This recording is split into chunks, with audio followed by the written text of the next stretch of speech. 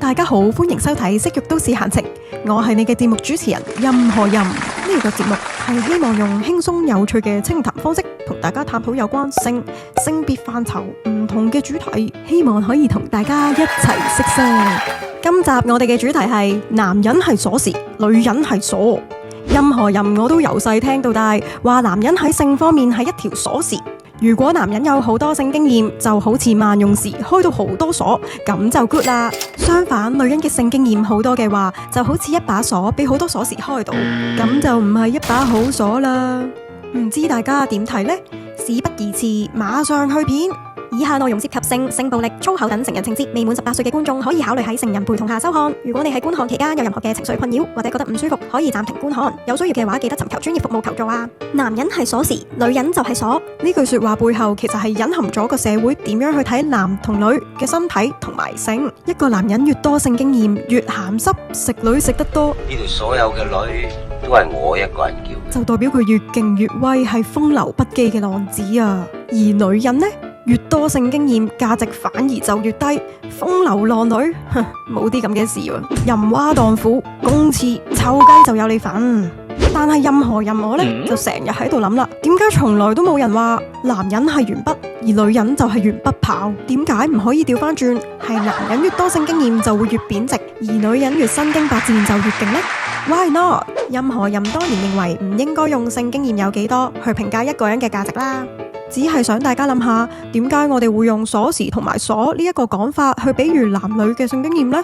呢個講法有冇問題㗎？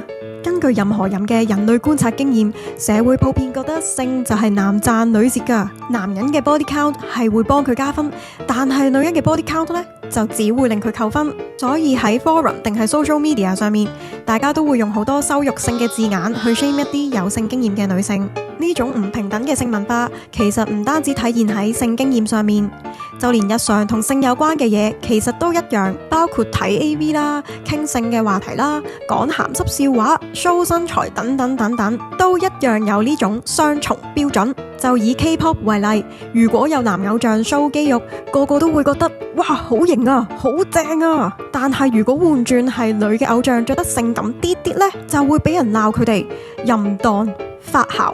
好 cheap 啊，都唔潔身自愛嘅，對佢哋進行種種嘅蕩婦羞辱 slut shaming。呢種男讚女蝕嘅差別文化，我哋平日可能冇為意，但其實係日以繼夜、夜以繼日咁不斷鼓勵緊男性要鹹濕，同時警告緊女性不可以色嘅情況下，就變咗成個社會一齊限制男要點、女要點，刻意塑造出男女嘅分別，久而久之就成為咗性別定型咯。隨住呢種鼓勵男人係鎖匙、男讚女蝕嘅諗法，其實仲衍生咗一啲更嚴重嘅狀況啊！例如頭先就提到啦，我哋覺得咧男人鹹濕啲先至係好，咁樣先至係正常，男人就係鹹濕噶啦。呢句嘢其實唔單止鼓勵緊男人色，仲更加會被用嚟合理化一啲同性有關嘅不道德行為添啊！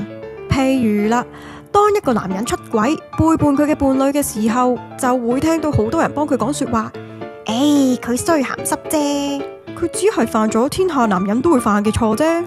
又或者當男人被指控非禮、偷拍女性嘅時候，都會好快有人衝出嚟護航話，男人個個都係用下體思考噶啦，個女仔追到咁性感，孤男寡女，根本引人犯罪，條仔點忍啊？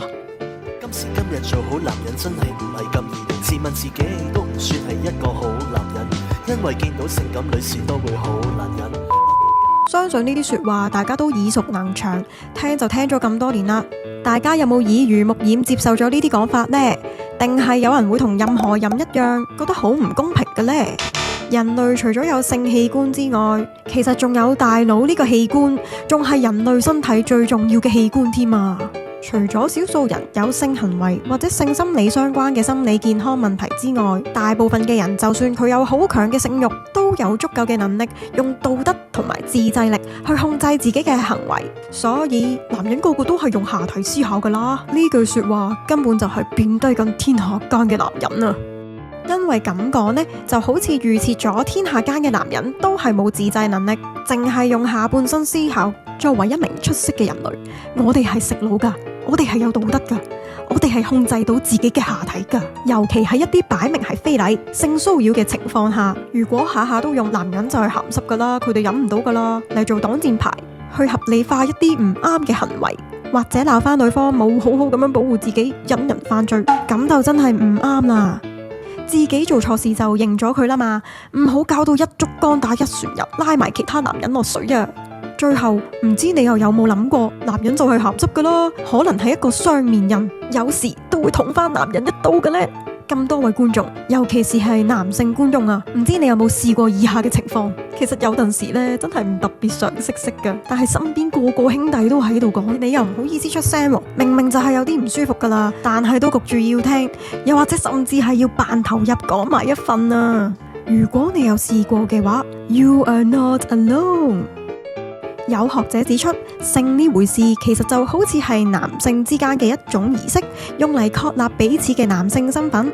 譬如美國嘅兄弟會文化就係咁啦，喺呢啲圈子入邊嘅男性可能會不自覺咁樣遵從所謂真男人嘅教條，進行呢啲性儀式，先至可以繼續埋堆，被視為男人群體嘅一份子啊！換句話講，男人就係要鹹濕，要講鹹濕嘢，要做鹹濕嘢，鹹濕就係自己人。但係倒翻轉，如果唔參與色色嘅男仔呢，可能就會俾人笑佢哋，係咪男人嚟噶？竟然中意睇女，入咗成人毛啊？唔通你係基嘅？